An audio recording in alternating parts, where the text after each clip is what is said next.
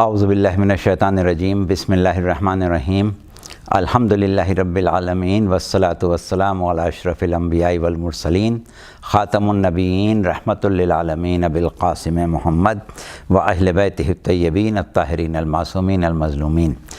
بسم اللہ الرحمن الرحیم۔ کیف تکفرون باللہ وکنتم امواتا فاحیاکم ثم یمیتکم ثم یحییکم ثم الیہ ترجعون۔ سامعین گرامی، ہم آج سے ایک سلسلہ گفتگو کا آغاز کر رہے ہیں اور اس کا موضوع ہے حیات بعد از موت۔ ایک دلچسپ اور اہم موضوع ہے۔ انشاءاللہ مختلف پہلوؤں پر اور مختلف زاویوں سے ہم گفتگو کریں گے تاکہ یہ ہمارا ایک اہم موضوع اور اہم فکر جو ہے وہ پایۂ تکمیل تک پہنچ جائے اور اتنی سیر حاصل بحث وقتاً فوقتاً ہو جائے کہ ہمارے تمام سامعین اس اسرار و رموز زندگی کے زاویے سے انسان کی حیات، اس کی موت اور کیفیات حیات و موت، حقیقت حیات و موت، ان تمام چیزوں کو قرآن، احادیث اور تعلیمات معصومین علیہم السلام کی روشنی میں صحیح معنوں میں سمجھ لیں۔ تو آپ نے اعلان سماعت فرمایا موضوع کا۔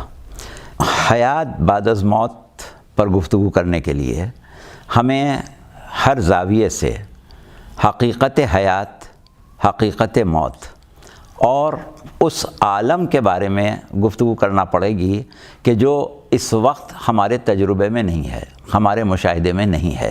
لہٰذا وہ عالم کہ جو ہمارے مشاہدے میں نہیں ہے، ہمارے محسوسات میں نہیں ہے، اس کے بارے میں ہمارے پاس اگر کوئی منبع ہے، کوئی ماخذ ہے علم حاصل کرنے کا، تو وہ صرف اور صرف یا تو کلام الہی ہے اور یا ان معزز اور محترم ہستیوں کی تعلیمات ہیں کہ جنہیں پروردگار عالم نے معلم کتاب و حکمت بنایا، وارثان کتاب بنایا۔ تو ایک سلسلہ ہم اس سے پہلے ایک زمانے میں اسی موضوع پر پڑھ چکے ہیں۔ اس وقت کا جو ہمارا مطمع نظر تھا وہ یہ تھا کہ ہم قرآن، حدیث اور ہمارے وہ علماء جنہیں ہم ماہرین علم کلام یا متکلمین کہتے ہیں، ان کے جتنے بھی نظریات اور وہ ان کے افکار جو انہوں نے قرآن سے یا اہل بیت سے لیے ہیں، ان کو سامنے رکھ کے کیفیت موت، کیفیت حیات، حقیقت حیات، حقیقت موت، اس کے اوپر گفتگو کی تھی۔ لیکن اس مرتبہ ہماری یہ سیریز ایک مرتبہ پھر شروع ہو رہی ہے۔ اس دفعہ ہم نے یہ کوشش کی ہے کہ اس گفتگو میں کلامی گفتگو کے ساتھ ساتھ ہم فلسفی نقطہ نظر سے، یعنی فلسفے کے نقطہ نظر سے اور ان علماء کے افکار کو بھی شامل کریں کہ جنہیں ہم فلسفی کی حیثیت سے جانتے ہیں، یعنی وہ علماء دین ہیں۔ فلسفی کا مطلب آپ یہ نہیں سمجھیے گا کوئی عام فلسفی، دنیاوی فلسفی، بلکہ ہوتا یہ ہے کہ ہم تھوڑی سی وضاحت کر دیں پھر آگے بڑھیں۔ عقائد اور نظریات یہ ہمارے علم دین کا ایک شعبہ ہے۔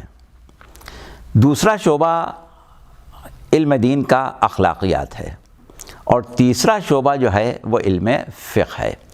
تو اب ہم کیونکہ دین کو بنیادی طور پر سمجھنے کے لیے دین کی تفہیم کا جو آغاز کرتے ہیں وہ عقائد و نظریات سے کرتے ہیں، اور جیسا کہ آپ سمجھتے ہیں کہ سرکار رسالت صلی اللہ علیہ وآلہ وسلم نے جب تبلیغ کا آغاز کیا تو سب سے پہلے کیا کہا تھا کہ قولوا لا الہ الا اللہ تفلحوا، لا الہ الا اللہ کہہ کے فلاح پاؤ، یعنی سب سے پہلے عقیدہ توحید کو بنیاد بنایا تھا۔ تو اس اعتبار سے ہم عقیدے کو جب بیان کرتے ہیں تو عقیدے کو بیان کرنا، عقیدے کو سمجھنا، عقیدے کی وضاحت کرنا، یہ ہمارے پاس ایک علم ہے۔ اب اس علم کو ہم بعض اوقات اس طریقے سے پیش کرتے ہیں کہ جسے ہم علم کلام کہتے ہیں۔ اسی علم کلام کو اگر ہم مزید وضاحت کے ساتھ پیش کریں یا یہ کہیں کہ آج کا جو زمانہ، فی زمانہ جو صورتحال ہے، اس میں ہمارے فلسفے کے مسائل اور کلام کے مسائل تقریباً ایک جگہ آ گئے ہیں، تو اس اعتبار سے ہم نے یہ طے کیا کہ اس دفعہ جو ہم گفتگو کریں اس میں ان علماء کے افکار، ان علماء کے اقوال اور ان علماء کے نظریات بھی پیش کریں کہ جنہوں نے دین کو فلسفے کی روشنی میں سمجھا ہے۔ تو یہ تھوڑی سی وضاحت ہم نے کر دی، بہرحال اس سے زیادہ کی ضرورت نہیں ہے۔ اب آپ ہماری گفتگو کو سنیں۔ دیکھیے ہماری گفتگو کا موضوع کیا ہے؟ حیات بعد از موت۔ پہلی چیز ہوئی حیات، دوسری چیز ہوئی موت۔ تو اب اگر ہم حیات کے اوپر بات کرتے ہیں تو سب سے پہلے ہمیں حیات کی ہی حقیقت سمجھنا پڑے گی۔ حیات زندگی میں ہو یعنی موت سے پہلے ہو، قبل از موت ہو یا بعد از موت، حیات تو حیات ہے۔ پہلے آپ کو حقیقت حیات سمجھنا پڑے گی کہ حقیقت حیات کیا ہے، حیات خود کیا شے ہے۔ جب یہ بات سمجھ میں آ جائے گی تو پھر ہم اس قابل ہو جائیں گے کہ آپ کو یہ بتا سکیں کہ وہ حیات جو موت سے پہلے ہے وہ کیا ہے، اور وہ حیات جو موت کے بعد ہے وہ کیا ہے۔ اس اعتبار سے ہم نے گفتگو کرنے کے لیے سورہ مبارک بقرہ کی آیت کا انتخاب کیا، جس میں ہم نے آپ کے سامنے آیت کو بہت واضح کر کے پیش کیا۔ پروردگار عالم ارشاد فرما رہا ہے کہ کیفا تکفرون باللہ وکنتم امواتا، تم کیسے اپنے رب کا انکار کرتے ہو یا کیسے اپنے رب کا انکار کر سکتے ہو جبکہ تم میت تھے، تم مردہ تھے۔ کیف تکفرون باللہ وکنتم امواتا، کیسے تم اپنے رب کا انکار کرتے ہو، تم تو مردہ تھے۔ فاحیاکم، پس ہم نے تمہیں زندہ کر دیا۔ ثم یمیتکم، پھر ہم تمہیں دوبارہ موت دے دیں گے۔ ثم یحییکم، پھر ہم تمہیں زندہ کر دیں گے۔ ثم الیہ ترجعون، اور اس کے بعد تمہاری بازگشت ہماری طرف ہوگی۔ اب دیکھیے یہاں پر ہم گفتگو کو ایک منطقی اور فلسفی انداز سے ہی آپ کے سامنے پیش کرتے ہیں۔ آیت کا ترجمہ آپ نے سنا، کیف تکفرون باللہ، کیسے اپنے رب کا انکار کرو گے؟ کنتم امواتا، تم مردہ تھے۔ کنتم امواتا، تم مردہ تھے۔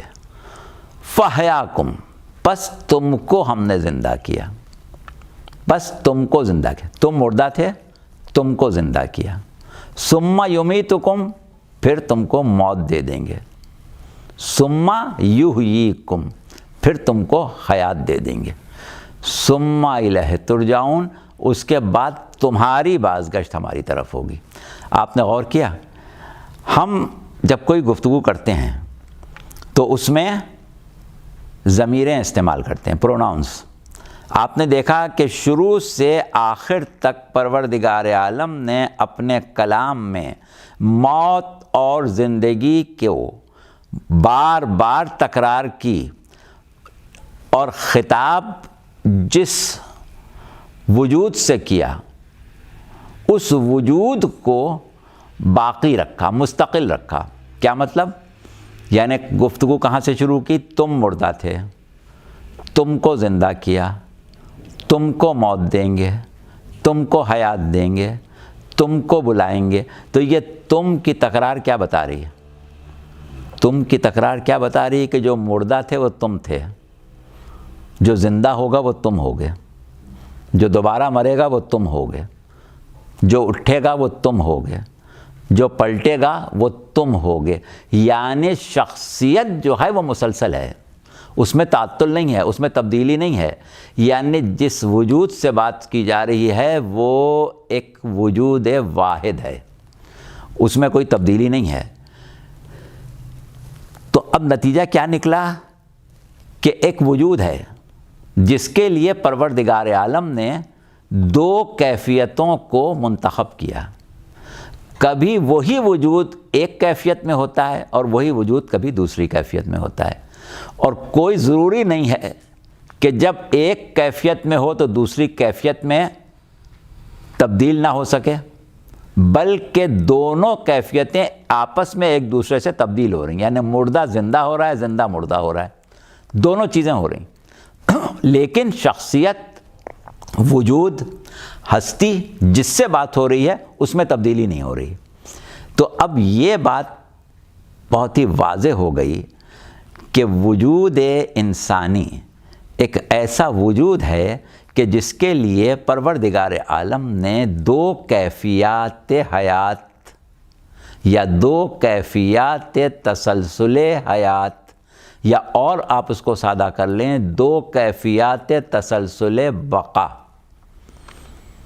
ایجاد کی ہیں، خلق کی ہیں، اور اس کا اعلان اللہ نے صرف یہیں پر نہیں دیگر مقامات پر بھی کیا ہے۔ مثال کے طور پر سورہ ملک میں ارشاد فرمایا کہ تبارک الذی بیدہ الملک وہو علی کل شیء قدیر الذی خلق الموت والحیات لیبلوکم ایکم احسن عملا۔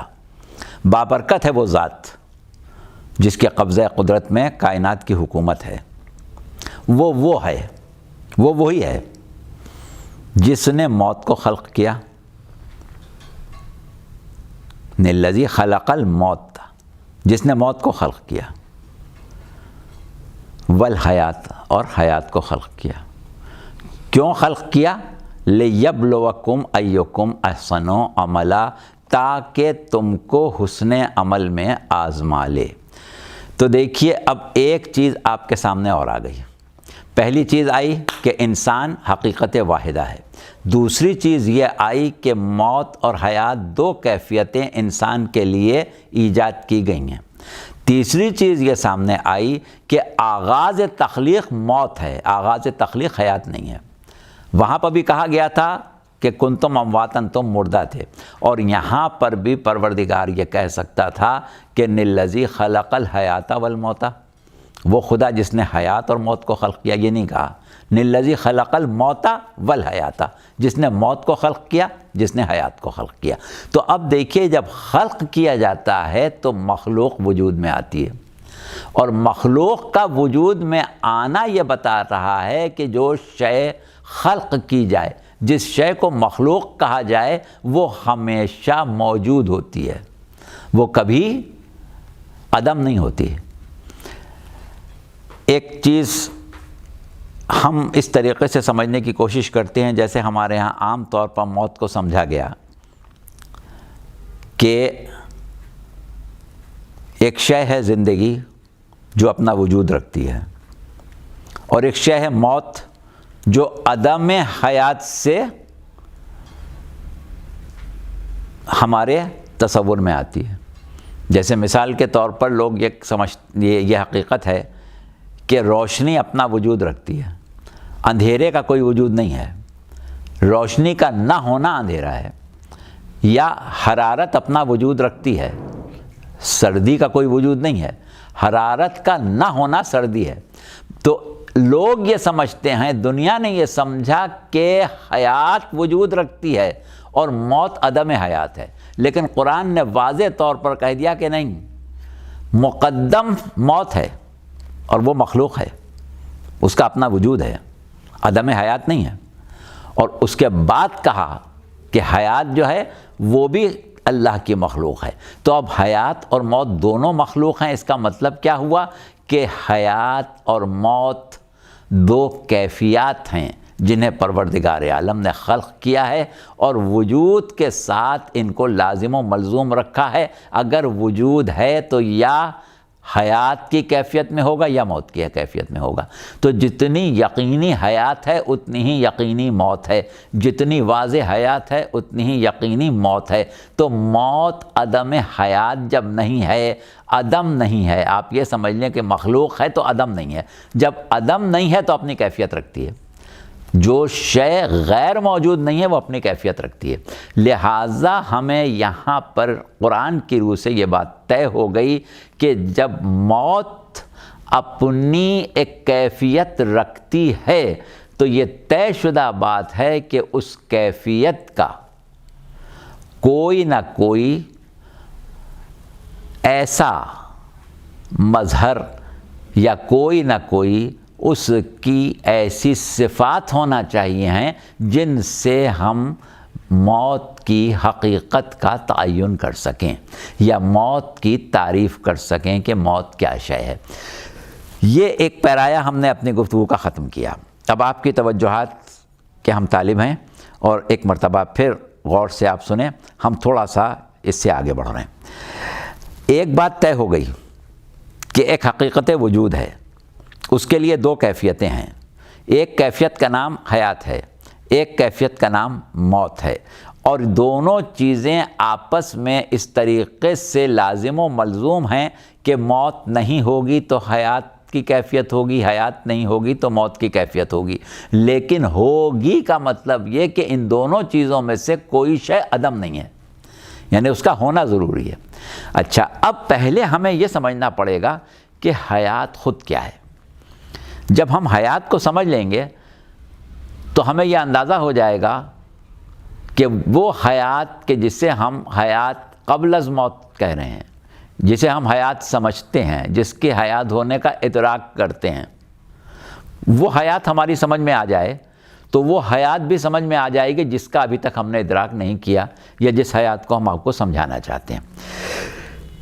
تو اب ہم یہاں سے گفتگو شروع کر رہے ہیں. پھر آ جائیے اسی سرنامہ کلام والی آیت کے اوپر.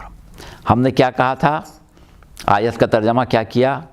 کیف تکفرون باللہ وکنتم امواتا، تم کیسے اپنے رب کا انکار کرتے ہو جبکہ تم مردہ تھے. فاحیاکم، پس ہم نے تمہیں زندہ کیا، حیات دی. ثم یمیتکم ثم یحییکم.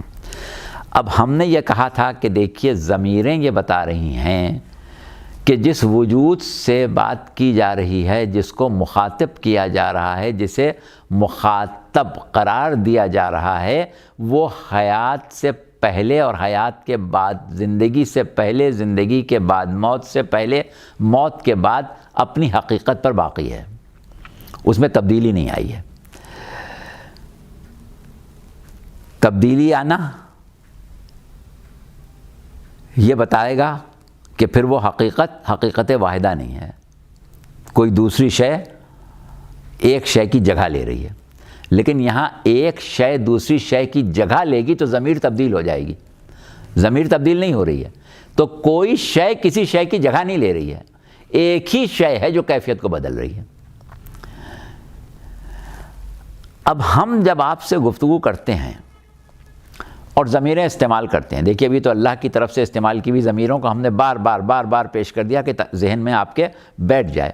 اب ہم جب آپ سے بات کر رہے ہوتے ہیں، دیکھو اس بات کا خیال رکھنا، دیکھو یہ بات سمجھ لو، ہم اس مسئلے کو اس طرح نہیں دیکھتے، ہم اس کو یوں سمجھتے ہیں، ہماری رائے یہ ہے، ہم نے یہ فیصلہ کیا ہے. تو کبھی ہم ضمیر متکلم استعمال کرتے ہیں، کبھی ضمیر حاضر استعمال کرتے ہیں، کبھی ضمیر غائب استعمال کرتے ہیں.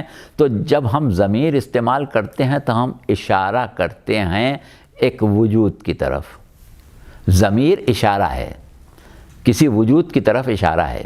اب آپ یہ بتائیں کہ جب ہم یہ کہیں کہ میں یہ نہیں سمجھتا، میں یہ نہیں جانتا، میں یہ نہیں سوچتا، تو اس میں سے اشارہ ہمارا اپنے جسم کی طرف ہے. وہ میں ہمارا جسم ہے، ہمارا سر ہے، ہمارا سینہ ہے، ہمارا پیٹ ہے. جب بھی آپ کہتے ہیں کہ میں یہ سوچ رہا ہوں تو میں سے مراد آپ کی کیا ہے؟ آپ کا جسم سوچ رہا ہے، آپ کا ہاتھ پیر سوچ رہے ہیں، آپ کا سر سوچ رہا ہے. یا جیسے لوگ سمجھتے ہیں کہ دماغ سوچ رہا ہے، دماغ بھی نہیں سوچ رہا ہوتا ہے. یا آپ سے ہم بات کر رہے ہیں، کبھی ایسا ہوا کہ کوئی شخص آپ کے سامنے سو رہا ہو اور آپ اس سے باتیں کر رہے ہوں، یا کوئی بے ہوش ہو آپ اس سے باتیں کر رہے ہوں؟ کبھی ایسا ہوتا ہے؟ ظاہر ہے نہیں ہوتا. کیوں نہیں ہوتا؟ اس لیے کہ اس کا جسم ہے آپ کے سامنے، وہ حقیقت وجود جس سے آپ بات کرتے ہیں وہ آپ سے مخاطب نہیں ہے، صرف جسم ہے آپ کے سامنے. اس کے کان آپ کو نظر آ رہے ہیں، اس کی آنکھیں آپ کو نظر آ رہی ہیں، لیکن آپ کانوں سے بات نہیں کرتے، آنکھوں سے بات نہیں کرتے، جسم سے بات نہیں کرتے.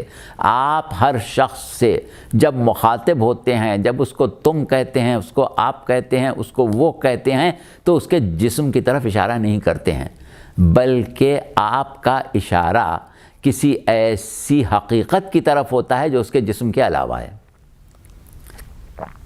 اس کے جسم کے علاوہ کوئی شے ہے جس کی طرف آپ اشارہ کر رہے ہوتے ہیں، جسم کی طرف نہیں کر رہے ہوتے ہیں جہاں تک جسم کا تعلق ہے. دیکھیے حیات پر بات کر رہے ہیں نا ہم، حیات کو سمجھیں. حیات دنیا کو سمجھیں گے تو حیات برزخ سمجھ میں آئے گی، حیات برزخ سمجھ میں آئے گی تو حیات آخرت سمجھ میں آئے گی. حیات دنیا کیا ہے؟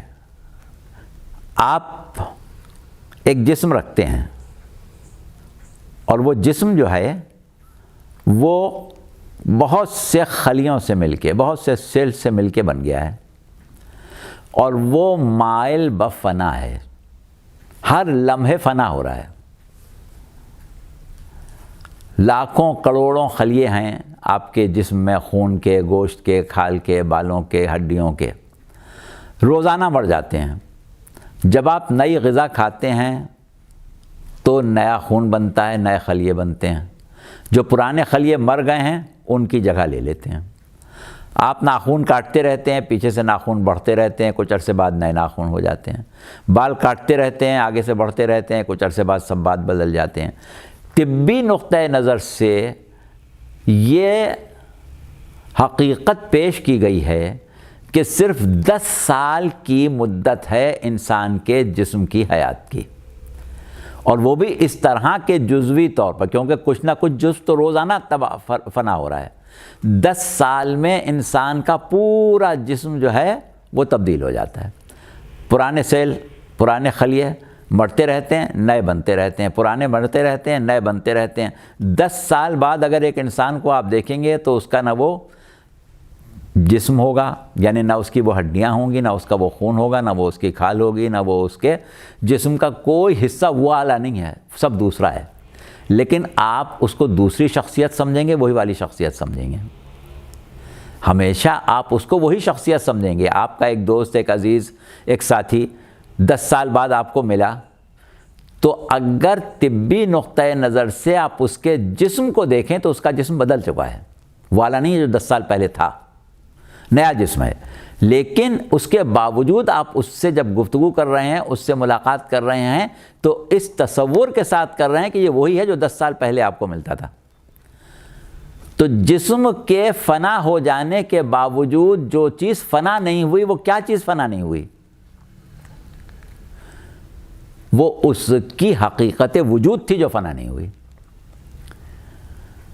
تو اب یہ بات ایک آپ کی سمجھ میں آ گئی کہ انسان کا جب ہم نام لیتے ہیں تو انسان جسم نہیں ہوتا، انسان ایک حقیقت ہوتا ہے جس کے لیے جسم پروردگار عالم نے ایک نعمت کے طور پر قرار دیا ہے.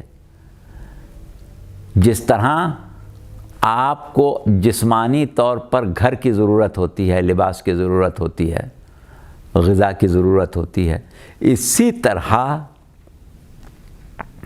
عالم مادی میں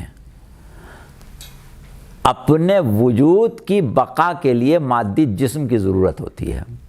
تو جسم آپ کی سواری ہے، جسم آپ کا جنریٹر ہے جو آپ کے لیے توانائی فراہم کرتا ہے. لیکن آپ جسم کے علاوہ ہیں. ایک شخص ہے، یا سمجھیں ایک بچہ ہے، 5 کلو کا وہ پیدا ہوا، آپ نے اس کا نام رکھ دیا زید۔ اب جب وہ 50 کلو کا ہو جائے گا تو کیا چیز تبدیل ہوئی؟ جسم۔ لیکن کیا وہ زید نہیں رہے گا، کچھ اور ہو جائے گا؟ پھر بھی زید ہی رہے گا نا۔ اور اگر اس زید کی ٹانگ کٹ جائے تو وہ زید مائنس ٹانگ ہو جائے گا یا زید ہی رہے گا؟ پھر بھی وہ زید رہے گا۔ تو اس کا مطلب یہ کہ جس کا نام آپ نے زید رکھا تھا وہ زید کا جسم نہیں تھا، وہ زید کا وجود تھا۔ تو ہمارے خیال سے یہ مثالیں کافی ہو گئیں اور آپ کو یہ اندازہ ہو گیا کہ انسان جو ہے اس کی ظاہری حیثیت جسم ہے۔ ظاہری طور پر ہم انسان کو اس کے جسم سے پہچانتے ہیں، ظاہری طور پر انسان کی شناخت اس کے جسم سے کرتے ہیں، لیکن حقیقتاً وہ جسم نہیں ہے، وہ الگ ہے اور جسم الگ ہے۔ تو اب سوال یہ ہے کہ ہمیں یہ تو اندازہ ہو گیا کہ جسم ایک الگ حیثیت رکھتا ہے اور وجود ایک الگ حیثیت رکھتا ہے۔ اب ایک نقطہ آج کی حد تک اور سمجھ لیں کہ جب موت آتی ہے تو آیا جسم مرتا ہے یا وہ حقیقت مرتی ہے جس کا ہم نے تصور آپ کے ذہن میں قائم کر دیا؟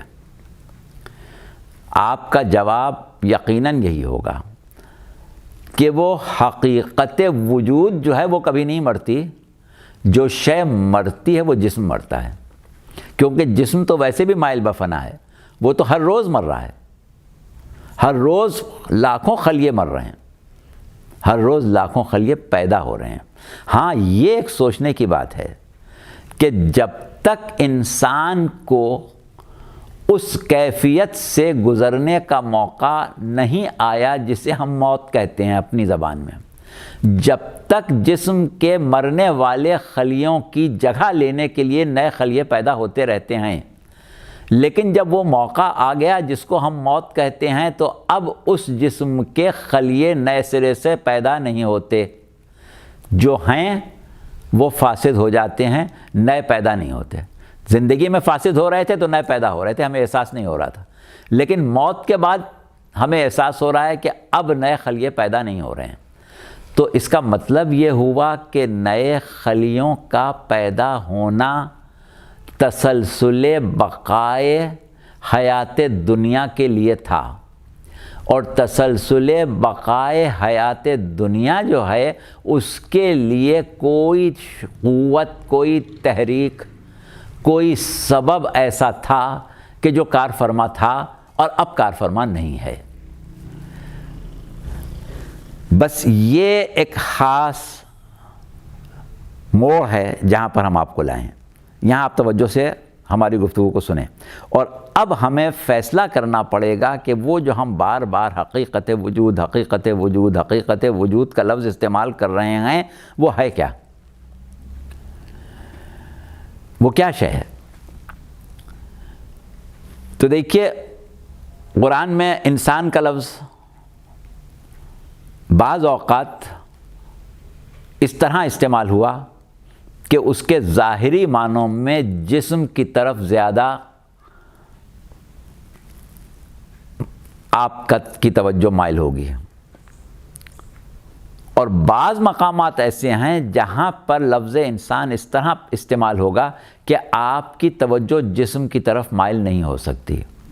مثال کے طور پر سورہ انشقاق کی 6 آیت میں ارشاد رب العزت ہوا کہ یا ایھا الانسان انک کادح الی ربک کدحا فملاقیہ، اے انسان تو رنج و تعب کے ساتھ اپنے رب کی طرف کھنچتا چلا جا رہا ہے، اور ایک دن تو اس سے ملاقات کر کے رہے گا۔ اب آپ بتائیں کہ کیا آپ نے کبھی محسوس کیا کہ آپ کا جسم کہیں کھنچ رہا ہے؟ آپ کا جسم کسی سفر میں ہے، آپ کا جسم کسی منزل کی طرف رواں دواں ہے، کیونکہ کہا انسان جا رہا ہے، یا ایھا الانسان، اے انسان۔ تو یہاں پر انسان سے مراد وہ حقیقت وجود انسان ہے کہ جو ایک سفر طے کر رہی ہے، اور اس سفر کی منزل کیا ہے؟ فملاقی ہے، تو اس سے ملاقات کرے گا۔ یوم لا ینفع مال ولا بنون الا من اتی اللہ بقلب سلیم، اس دن نہ مال کام آنے والا ہے نہ بیٹے، سوائے اس کے کہ جو قلب سلیم لے کے آ جائے، جو قلب سلیم کے ساتھ آئے، یا یہ سمجھیں کہ وہ جو بشکل قلب سلیم آئے، یعنی جو بحیثیت قلب سلیم آئے۔ تو انسان کے لیے یہ بات طے ہے کہ وہ ایک حقیقت واحدہ ہے۔ انسان کے بارے میں حدیث قدسی میں ارشاد ہوا کہ یا بنی آدم خلقت الاشیاء لاجلک وخلقتک لاجلی، اے بنی آدم، اے انسان، اے اولاد آدم، ہم نے اشیاء عالم تیرے لیے خلق کی ہیں، اشیاء عالم کو تیرے لیے خلق کیا ہے۔ وَخَلَقْتُكَ لِأَجْلِي، اور تجھ کو اپنے لیے خلق کیا ہے۔ تو انسان وہ مخلوق ہے جسے اللہ نے اپنے لیے خلق کیا ہے۔ اب اپنے لیے خلق کرنے کا مطلب وہ آگے تقریروں میں انشاءاللہ آئے گا، ابھی صرف ایک نقطے کی طرف توجہ دلا رہے ہیں۔ کیا ہمارا یہ عقیدہ نہیں ہے کہ ذات باری تعالی لم یزل لا یزال ہے، ہمیشہ سے ہے، ہمیشہ رہے گی؟ تو جو ذات ہمیشہ رہنے والی ہے، اگر کسی مخلوق کو یہ کہے کہ ہم نے تجھے اپنے لیے پیدا کیا ہے، تو کیا اس مخلوق کی بقا ثابت نہیں ہے؟ جس مخلوق کا تذکرہ کرنے سے پہلے اللہ کہہ رہا ہے تبارک الذی بیدہ الملک، با برکت ہے وہ ذات کے جس کے قبضہ قدرت میں کائنات کی حکومت ہے۔ برکت کا کیا مطلب ہوتا ہے؟ اگر آپ کسی شے کے بارے میں کہیں کہ اس میں برکت نہیں ہے، تو اس کا مطلب کیا ہے؟ کہ یہ بقا کی صلاحیت نہیں رکھتی۔ آپ نے کسی شے کو تیار کیا، مہیا کیا، لیکن اس کو استعمال کرنے کے بعد بھی وہ باقی رہا، تو آپ کہتے ہیں اس میں برکت ہے۔ برکت دراصل صلاحیت بقا ہے، باقی رہنا، باقی رہنے کا رجحان، جس کو آپ کہتے ہیں ٹینڈنسی۔ تو باقی رہنے کی ٹینڈنسی جو ہے وہ ہوتی ہے بقا، وہ ہوتی ہے برکت۔ پروردگار عالم نے اپنے لیے لفظ برکت استعمال کیا ہے، اور وہ مقام جہاں انسان کی تخلیق کا آخری مرحلہ بیان کیا، وہاں کہا تبارک اللہ احسن الخالقین، با برکت ہے وہ جو بہترین خلق کرنے والا ہے۔ یہ ہم آگے چل کے انشاءاللہ پڑھیں گے۔ سورہ مومنون کی آیتیں ہیں جو کہ مسلسل انسان کی تخلیق کے اوپر بات کر رہی ہیں، اور تخلیق انسانی جب سمجھ میں آئے گی تو حقیقت حیات سمجھ میں آئے گی، حقیقت حیات سمجھ میں آئے گی تو پھر وہ حیات سمجھ میں آئے گی کہ جس کا تسلسل موت کے بعد شروع ہونے والا ہے۔ تو با برکت ہے یعنی بقا رکھنے والا ہے، فنا ہونے والا نہیں ہے۔ اچھا، اب چند چیزیں اور سمجھنے کی ہیں۔ دیکھیے، جب ہم کہتے ہیں زندگی، حیات، تو حیات یا زندگی جو ہے وہ اسی صورت میں مورث وجود میں آئے گی جب اس کے لوازم مہیا ہو جائیں۔ اگر لوازم حیات مہیا نہیں ہوں گے تو حیات مورث وجود میں نہیں آئے گی۔ ہم نے ابتدا میں آپ سے کہہ دیا تھا کہ اس دفعہ کی ہماری گفتگو میں فلسفی اور منطقی رنگ ہوگا، اس لیے آپ کو خشک اور مشکل لگے گی، لیکن آپ سنیں انشاءاللہ آپ کو لطف آئے گا۔ آج کی گفتگو ہماری تقریباً اختتام پر پہنچ گئی ہے، اور آج ہم ایسے مقام پر لا کے گفتگو کو ختم کریں گے کہ انشاءاللہ وہیں سے ہم آگے آپ کو لے کے چلیں۔ تو دیکھیے، ہم نے کہا لوازم حیات۔ لوازم حیات میں ضروری ہے کہ کوئی حیات وجود ہو، کوئی ماحول ہو جس میں زندگی قرار پائے۔ انوائرمنٹ وغیرہ کے الفاظ جو آپ استعمال کرتے ہیں وہ نہیں ہے تو حیات کہاں وجود پائے گی۔ تیسری چیز جو ہے وہ ہے طاقت، توانائی۔ بغیر طاقت و توانائی کے حیات وجود میں نہیں آئے گی۔ اس کے بعد اب وہ طاقت کتنی ہے، کہاں تک پہنچ رہی ہے، وہ ایک الگ مسئلہ ہے، اور پھر ہم انشاءاللہ آگے چل کے بات کریں گے شدت حیات پر۔ وہ بہت اہم موضوع ہے، اور ویسے تو اس کا تعلق کافی حد تک توحید سے ہے، لیکن بہرحال ہمارے جتنے بھی عقائد و نظریات ہیں سب کا تعلق توحید سے ہی ہے۔ تو اس کے بعد ہیں اختیارات، دائرہ اختیار۔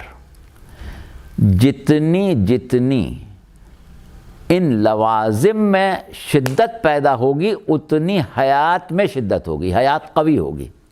درجات حیات جو ہیں وہ کم یا زیادہ ہوتے جائیں گے۔ اب یہ ہم نے آج شروع کر دیا ہے، آج اس پر بات نہیں کریں گے، اس کو انشاءاللہ اگلی نشست میں آپ سنیے گا اور اپنے ذہن میں اس کو رکھیے گا۔ اگلی نشست میں انشاءاللہ ہم یہاں سے گفتگو کو شروع کریں گے۔ اب یہ چند چیزیں آپ کی سمجھ میں آ گئیں۔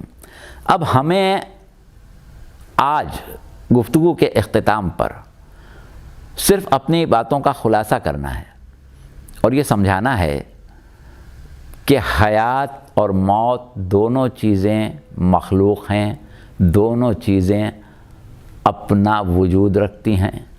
حیات اور موت دو کیفیات ہیں جو ایک حقیقت واحدہ کے لیے خلق کی گئی ہیں، اور حیات جس کو ہم حیات بعد از موت کہہ کے بیان کر رہے ہیں، یہ کوئی نئی حیات نہیں ہے، بلکہ وہ حیات جسے دنیا میں ہم محسوس کر رہے ہیں یہ حیات ظاہر ہے۔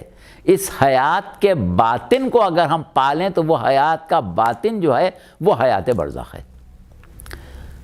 حیات دنیا کا باطن حیات برزخ ہے۔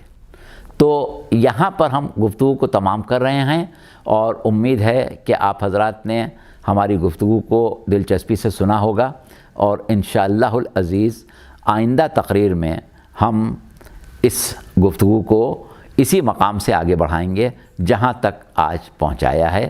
وما علینا الا البلاغ۔ خدا حافظ، فی امان اللہ، انشاءاللہ جلد ملاقات ہوگی۔